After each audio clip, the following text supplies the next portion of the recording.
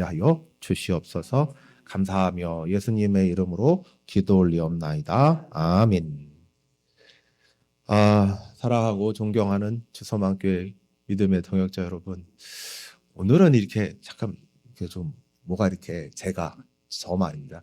약간 이렇게 좀 핀트가 안 맞는 것 같아요. 오늘 찬양할 때도 자꾸 가사를 놓치고 막 말씀 읽을 때도 가사를 놓치고 그래요. 참 그런데요. 어떻게 한 주간 잘 지내셨죠? 네, 그건 그거고. 오늘은요, 3.1절 날이기도 합니다. 106년 전에 이 땅의 민족의 일제 강점기 억압 아래에 있을 때 참 놀랍게도 민족 대표 33인 중에 3분의 1이 기독교인이었어요. 그분들이 한마음 한뜻으로 특별히 교회가 주요한 활동 거점과 운동 조직이 되어 전국의 일시에 대한독립 만세를 외쳤던 귀한 독립운동 기념일인 것입니다. 그 외침에 여러분 교회가 있었고 믿음의 선조들이 있었습니다. 그분들은 그것 때문에 감옥에 갇혀서 돌아가시기도 했습니다.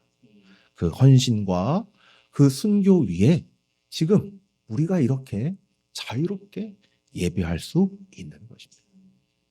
우리가 이렇게 자유롭게 예배하는 것을 당연하게 생각하지 마시고 이게 우리 믿음의 선배들의 헌신이 있었다라는 것을 늘 염두에 두시고 하나님 앞에 감사하시는 동역자님 되어지기를 축원합니다. 오늘 말씀을 시작하는데 어떤 한 부모님의 얘기를 시작하면서 하도록 하겠습니다. 그 부모님은 교회를 떠난 자녀를 두었습니다. 자녀가 어렸을 때는 누구보다도 신앙으로 잘 양육시키고 싶어서 정말 함께 예배도 드리고 아기 때부터 함께 예배도 드리고 유초등부 때는 늘 성경학교에 데리고 성경학교도 보내고 중고등부 때는 수련회도 함께 갔습니다. 그런데 얘가 대학교 가고 머리가 굵어지니까 언제부턴가 교회를 멀리하기 시작했던 것이죠. 처음에는 바쁘다는 핑계로 띄엄띄엄 나오다가 나중에는 아예 교회를 안 나오는 거예요. 그러니까 이 부모가 얼마나 속이 타겠습니까? 그러니까 모든 방법을 다 동원해 보는 거예요. 자녀를 그냥 어르기도 하고요.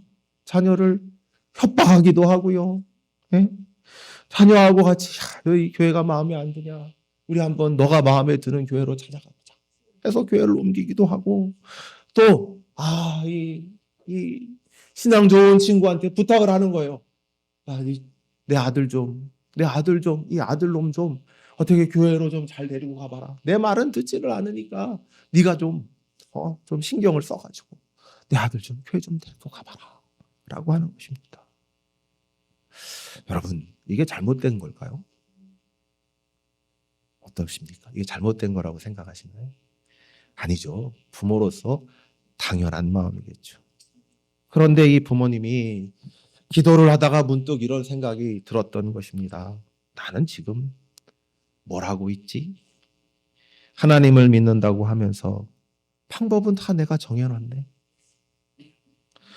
하나님께 맡긴다고 하면서 내가 가진 수단과 방법을 통해서 이루려고 하고 있는가요? 이렇게 얘기를 하는 겁니다. 이렇게 생각이 든 거죠. 여러분 어떠십니까? 이것은 믿음일까요? 아닐까요? 쉽게 답하기가 어렵죠. 사실 믿음이 무엇인가를 딱 정의하는 것은 쉽지 않습니다. 믿으면 무조건 이루어진다는 사람도 있고 긍정적으로 생각하는 게 믿음이라는 사람도 있고 반대로 아무것도 하지 않고 기다리는 것이 믿음이라는 사람도 있습니다. 믿음에 대한 오해가 그만큼 많다는 것이죠. 그래서 바울은 믿음을 추상적으로 정의하지는 않습니다. 대신에 한 사람을 우리 앞에 세워 놓습니다. 그 사람이 누구냐? 아브라함입니다. 아브라함의 이야기를 통해서 믿음이 어떤 것인가? 믿음이 어떤 모습인가를 우리에게 모델로서 제시하고 있는 것이죠. 17절서부터 20절까지 바울이 아브라함을 통해 보여지는 믿음의 세 가지의 모습을 오늘 살펴보고자 합니다. 첫 번째, 믿음은요, 하나님을 믿는 것입니다. 하나님을 믿는 거예요. 17절을 함께 읽도록 하겠습니다. 4장 17절이요. 같이 읽죠. 시작. 내가 너를 많은 민족의 조상으로 세웠다 하심과 같으니 그가 믿은 바 하나님은 죽은 자를 살리시며 없는 것을 있는 것으로 부르시는 이시니라. 아멘. 바울은 아브라함의 믿음을 설명하면서 한 가지를 분명히 하고 있습니다. 바울이 믿는 곳은 누구인가? 바울이 누구를 믿었다고 하죠? 하나님을 믿었다. 하나님을 믿었다. 그리고 그 하나님이 어떤 분인가를 설명하고 있는데, 여러분, 믿음은 그 크기가 중요한 것이 아니기 때문입니다. 믿음은요, 대상이 중요해요. 아브라함의 믿음이 위대한 이유는 아브라함의 믿음이 크기 때문에, 순전하기 때문이가 아니고 그가 믿은 하나님이 어떤 분인가이기 때문에 중요한 것입니다. 그렇다면 아브라함이 믿은 하나님은 어떤 분입니까? 하나님은 죽은 자를 살리시는 분입니다. 바울은 이것을 먼저 말해요. 죽은 자를 살리시는 분. 이것은 단순히 사례의 죽은 태를 살리셨다는 것만을 말하는 것이 아닙니다. 4장 24절, 25절에 바울이 말씀하듯이 예수 그리스도를 죽은 자 가운데서 살리신 분이 바로 하나님입니다. 아브라함이 믿은 하나님은 우리가 믿는 하나님과 같은 분입니다. 죽음 앞에서 무너지지 않으시는 분. 죽음을 뚫고 생명을 만드시는 분. 모든 죽은 자 가운데서 우리를 살리시는 분. 또한 하나님은 없는 것을 있는 것으로 부르시는 분입니다. 여기서 바울은 창세기 17장 5절을 인용하는데 이건 이름에 관한 거예요. 아브라함의 원래 이름은 아브라함이 아니라 아브람이었어요. 높은 아버지라는 뜻이었는데 하나님이 이름을 바꾸라고 해요. 뭐라고요? 아브라함. 열국의 아버지라는 뜻입니다. 근데 그때 말입니다. 아브라함에게 자식이 있었을까요? 자식이 없었어요. 자식이 없는 아브라함과 사라에게 뭐라고 했죠? 너는 열국의 아버지, 사라는 열국의 어머니라는 이름을 붙여주신 거죠. 이게 없는 것을 있는 것으로 부르시는 하나님이십니다. 하나님이 말씀하시면 그것은 아직 오지 않는 미래가 아닙니다. 이미 결정된 현실인 것입니다. 그런데 말입니다. 바울이 왜 이 장면을 인용했을까요? 단순히 하나님의 전능하심을 보여주기 위해서일까요? 여러분 4장 전체는요. 아브라함이 유대인의 아버지도 되지만 누구의 아버지라고요? 이방인의 아버지. 그런데 여기에 두 개의 공통점이 있어요. 믿음. 믿는 유대인의 영적 아버지이기도 하고 믿는 이방인의 영적 아버지이기도 한다는 것이죠.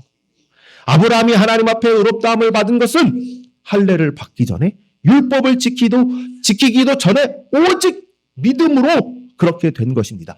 그러므로 아브라함은 할례자의 조상만이 아니라 모든 믿는 자들의 조상이라는 것이죠.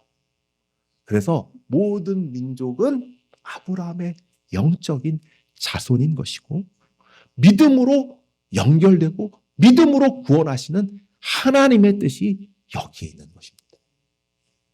주서만교회 믿음의 동역자 여러분, 이것이 왜 중요할까요? 믿음은 내가 얼마나 강하게 믿느냐?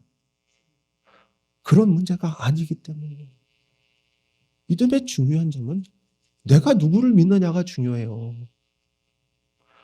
즉 죽은 자를 살리시며 없는 것을 있게 하시는 분, 하나님이 약속하셨다면 그 약속을 반드시 이루시는 분, 그 하나님을 믿는 것입니다. 아브라함이 믿은 하나님은 단순히 전능하신 하나님, 또 우리가 알고 있는 거 있잖아요. 세상 사람들이 아는 대로 기독교의 하나님, 또 성경의 하나님, 이것을 뜻하지 않습니다. 그럼 뭐냐 하면 하나님, 약속하신 하나님, 언약으로 우리를 구원하시는 하나님, 계시하신 하나님, 그 하나님 자신을 계시하시고 약속하신 하나님을 믿는 것입니다. 그러기에 이 아브라함의 이 약속의 끝에 누가 있죠? 예수 그리스도가 있는 것입니다. 우리가 예수 그리스도를 통하여 하나님을 믿는 것입니다. 아브라함도 약속을 통하여 오실 그리스도를 바라보고 하나님을 믿은 것입니다. 우리가 믿음이 약하여졌다고 느껴질 때가 있습니다. 기도가 잘 되지 않을 때, 혹은 말씀 읽기를 열심히 하는데 말씀 읽기를 열심히 할 때도 자꾸 딴 생각이 들어요. 이게 집중이 안 돼요, 잘. 그럴 때. 그리고 이제 이 상황이 나빠졌을 때, 상황이, 회사에서도 상황이 나빠지고 재정적인 상황이 나빠졌을 때, 자꾸 스트레스가 쌓일 때, 기도 대신에 걱정과 염려가 가득할 때, 그럴 때 말입니다. 아, 내가 믿음이 없었나? 내가 믿음이 약하나?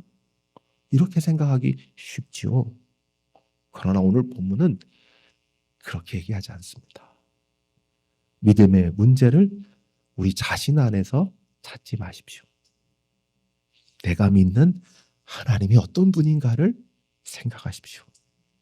죽은 자를 살리시며 없는 것을 있게 하시는 분, 예수 그리스도를 통해 자신을 계시하신 분, 그분을 통하여 우리의 구원을 약속하신 분, 우리는 그분을 믿는 것입니다. 두 번째, 믿음은 현실을 직시하시면서 하나님의 약속을 붙잡는 것입니다. 18절서부터 21절, 우리 한번 교독해 볼까요? 제가 18절 읽고 19절 읽고 이렇게 나누어서 읽어보도록 하겠습니다. 제가 18절 읽겠습니다. 아브라함이 바랄 수 없는 중에 바라고 믿었으니 이는 내 후손이 이 같으리라 하신 말씀대로 많은 민족의 조상이 되게 하려 하심이라.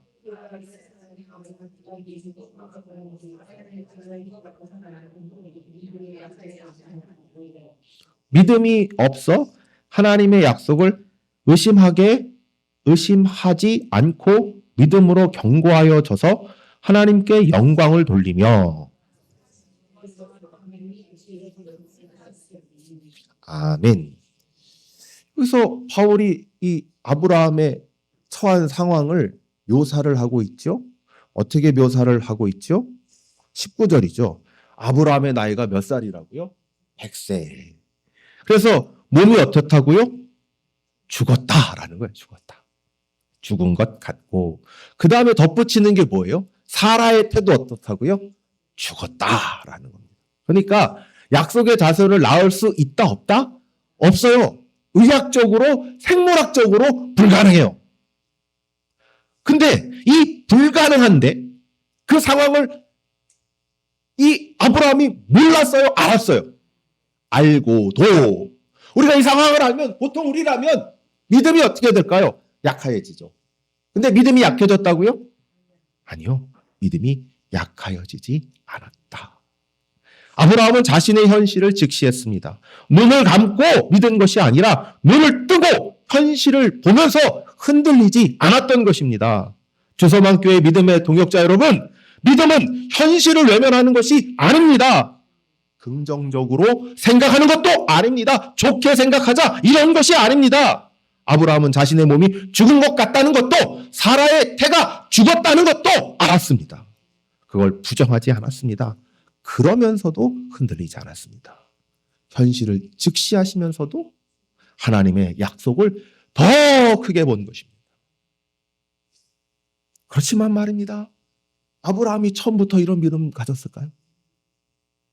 아닙니다. 창세기의 아브라함은 정말 연약하고 자기식대로 행했어요. 몇 가지가 있는데 아내를요 맨날 동생이라고 했어요. 맨날 동생이라고 했어요. 그리고 아브라함이 약속의 자손을 기다리다가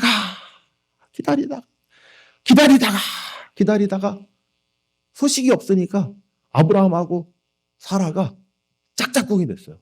야, 안 되겠다. 이거 이제 조금 있으면 나도 끝난다. 첩 하갈을 드리자. 그리고 그 하갈을 통해서 아들을 낳았어요. 그 아들이 누구죠? 이스마엘입니다. 여러분, 이게 잘못된 것인가요? 지금으로는 좀 문제가 있겠지만 그 당시의 문화와 관행과 법적으로는 조금도 문제가 없습니다. 완전히 합법적이었고요. 합리적인 선택이었습니다. 그래서 더 위험한 거죠. 약속은 하나님께 있지만 그걸 이루는 것은 나에게 있다. 주서방교회 믿음의 동역자 여러분, 이거 좀 익숙하지 않습니까? 어디서 많이 보셨죠? 왜요? 우리도 똑같이 하니까요. 하나님의 뜻이 맞다고 믿으면서도 그 성취의 방법은 내가 합니다. 그리고 그것을 뭐라고 하냐? 현실적인 믿음이라고 하는 것이죠. 그러나 그것은 이스마엘입니다. 하나님은 아브라함의 방법으로 약속을 이루지 않으셨습니다. 하나님은 자신의 방법으로 이루셨습니다. 죽은 것 같은 아브라함의 몸에서, 죽은 것 같은 사라의 태에서 이삭을 주셨습니다. 그게 믿음이고 하나님의 방식이죠. 그래서 아브라함의 믿음은 여기서 멈추지 않았습니다. 더 나아갔습니다. 어디까지 나아갔느냐? 이삭을 데리고 모리아 산으로 향했던 것이죠. 20절. 오히려 믿음이 견고하여져서. 여기서 주목해야 될 건 믿음이 어떻게 했다고요? 견고하여져서. 자기가 스스로 견고해진 게 아니라 다른 거에 의하여, 자기의 능동이 아니라 수동으로 하나님에 의하여 견고하여진 것입니다. 믿음은 내가 이를 악물고 버티는 게 아닙니다. 내가 더 열심히 노력해서 강해지는 것도 아닙니다. 하나님의 약속을 붙잡을 때 그 약속이 나를 강하게 합니다. 믿음의 근육은 내가 키우는 것이 아니라 하나님의 말씀이 키워주는 것입니다. 그래서 21절을 보십시오.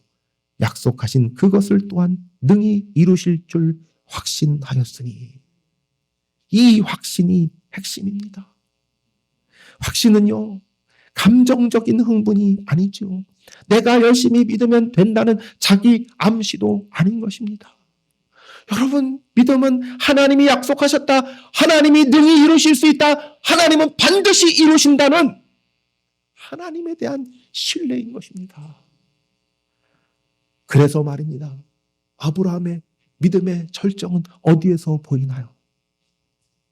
하나님을 신뢰하는 그것이 어디까지 갔나요? 이삭을 드린 것입니다. 이삭을 드릴 때 어떤 마음이었을까요? 하나님은 죽은 자를 살리신다. 결과를 받은 것이 절정이 아니라, 이삭을 받은 것이 절정이 아니라 이삭을 하나님께 드린 것이 믿음의 절정인 것이죠. 그것이 20절이 말하는 믿음입니다. 믿음이 견고하여져서 하나님께 영광을 돌린다는 것이죠. 주서망교회 믿음의 동역자 여러분, 서론에서 소개한 부모님, 자녀를 위하여 온갖 방법을 동원했던 그 부모님 말입니다. 그 부모님이 하고 있었던 것은 어쩌면 이스마엘을 낳고 있었던 것입니다. 약속을 하나님께 맡기면서 방법은 자신이 쥐고 있었던 것처럼 말입니다. 네, 또 한 분의 이야기를 드려보겠습니다. 바로 오랫동안 사업을 해온 분입니다. 처음 사업을 시작했을 때 하나님 앞에서 기도하면서 시작했습니다. 이 사업을 통해서 하나님께 영광을 돌리겠다고 서원했습니다. 그런데 사업이 어려워졌어요. 자금이 막히고 직원들 임금 걱정을 해야 하는 때인 것이죠. 현실이 너무 급하다 보니 조금씩 원칙이 무너지기 시작했던 것입니다. 그러면서 말하기를, 야, 이게 현실적인 믿음이지. 하나님도 이 상황 이해하실 거야.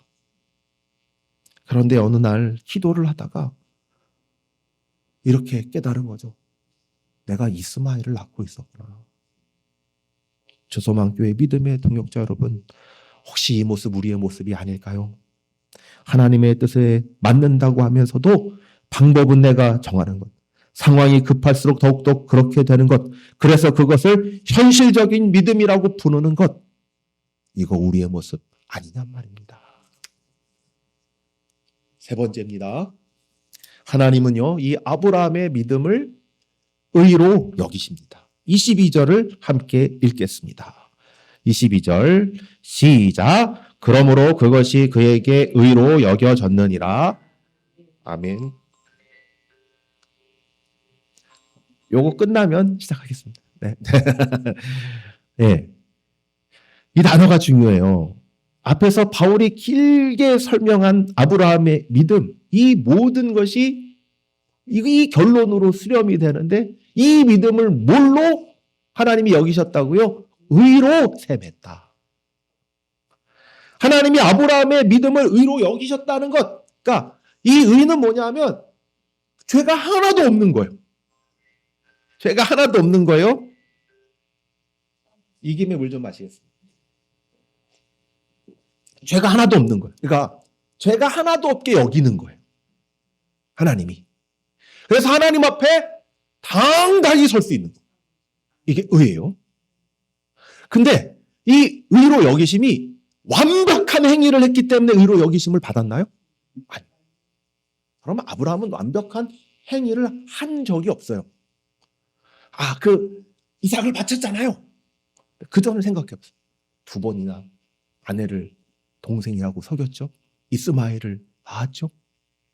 아브라함의 믿음은 이런 거예요. 이렇게 완벽한 수준의 것이 아니었어요. 여러분, 그럼에도 불구하고 하나님은 그의 믿음을 의로 여기셨습니다. 왜요? 그가 죽은 자를 살리시는 하나님, 약속하신 것을 반드시 이루시는 하나님을 신뢰했기 때문입니다. 그리고 바울은 23절에서 즉시 이렇게 말합니다. 그에게 의로 여겨졌다 기록된 것은 아브라함만을 위한 것이 아니요 의로 여기심을 받은 우리도 위함이니. 이 이야기는 아브라함만의 이야기가 아닙니다. 바로 나의 이야기인 것입니다. 24절, 25절을 보십시오. 곧 예수 우리 주를 죽은 자 가운데서 살리신 이를 믿는 자니라. 예수는 우리가 범죄한 것 때문에 내어줌이 되었고 또한 우리를 의롭다 하시기 위하여 살아나셨느니라. 아브라함이 믿는 하나님이 어떤 분입니까? 죽은 자를 살리시는 분입니다. 그 하나님이 예수 그리스도를 죽은 자 가운데서 살리셨습니다. 아브라함의 믿음과 우리의 믿음은 실은 같은 것입니다.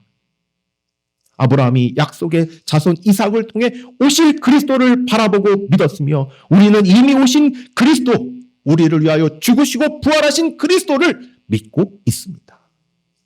주소망교회 믿음의 동역자 여러분, 그것이 바로 믿음입니다. 그것이 바로 믿음입니다. 그런데 말입니다. 혹자들은 믿음에 대해서 이렇게 오해를 하는 경우들이 있어요. 믿으면 무조건 이루어지는 거야. 하나님을 내 목적을 위한 도구로 삼는 것이죠.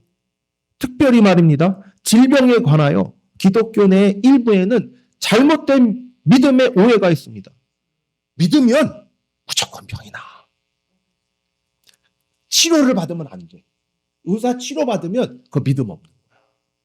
병원 진료받으면 믿음이 없다는 거 아마 종종 들어오셨을 수도 있어요. 그럼 이게 믿음이 아니에요. 믿음 아니에요. 여러분, 하나님은요, 성도의 삶이 항상 건강하고 항상 행복하고 기쁘고 번영하는 상태라고 약속하지 않으셨어요. 오히려 성도의 삶에 고난과 아픔을 통하여 믿음이 자라게 하시고 그 과정을 통하여 하나님, 주님 닮아가게 하신다고 약속하셨어요. 믿음은 고난을 없애달라는 요구가 아닙니다. 고난 속에서도 하나님의 손을 붙잡는 것입니다. 둘째, 우리가 이미 이스마엘을 살펴본 것처럼 믿음은 내가 모든 수단과 방법을 동원해서 하나님의 뜻을 이루려는 것이라는 것이 아닌 것입니다. 이게 이스마엘의 본질이죠. 하나님의 목적이 맞아요. 그런데 그 성취는 내가 하려는 것.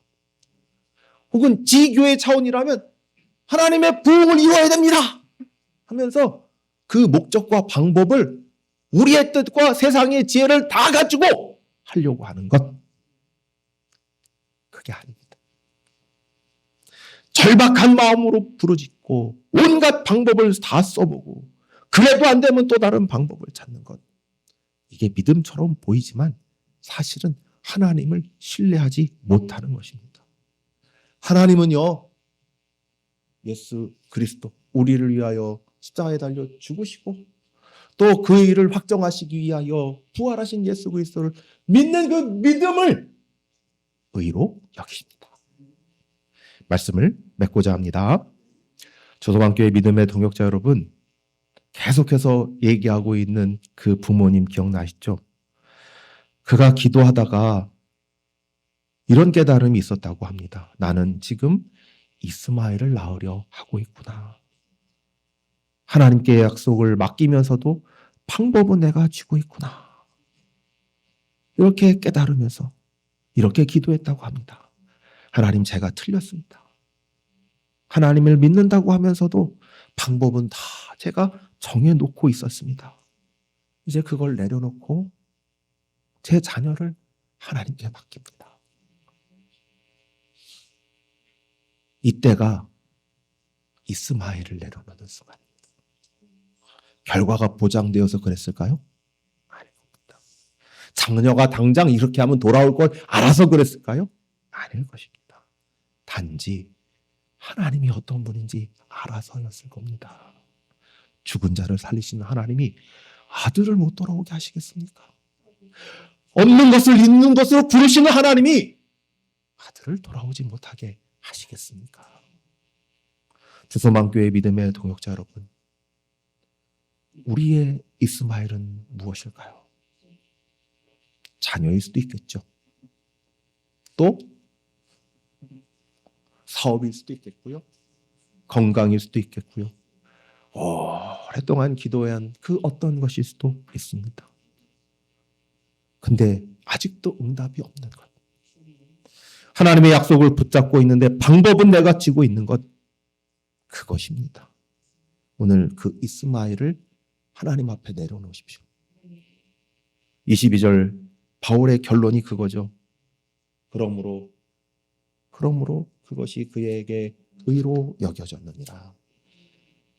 하나님은 아브라함의 완벽한 행위를 의로 여기신 것이 아니라 그 믿음을 의로 여기셨습니다. 오늘도 우리에게 마찬가지입니다. 죽은 자를 살리시며 없는 것을 있는 것으로 부르시는 하나님. 바랄 수 없는 중에 믿고 의지하고 있는 우리에게 그 믿음을 우리 하나님은 의로 여기실 줄 믿습니다. 기도하겠습니다.